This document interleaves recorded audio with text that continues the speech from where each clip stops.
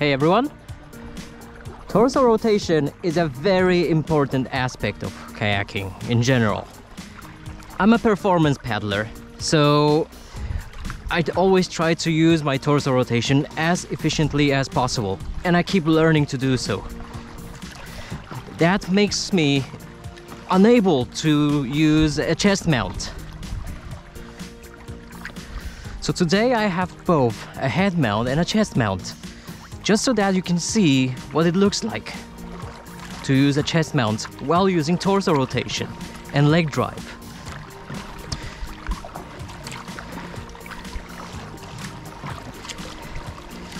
You can see that image is just going left and right all the time with each paddle stroke. That's not a good footage, really. But at the same time, if you look at the image from the head mount, that's almost stable. And this is exactly what I prefer.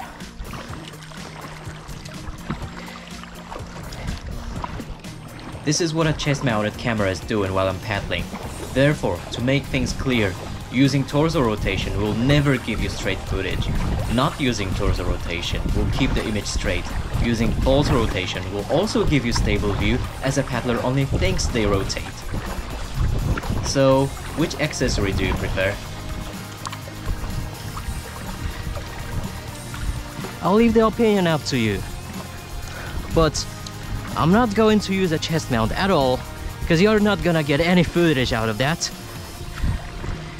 And my go-to accessory is the forehead mount.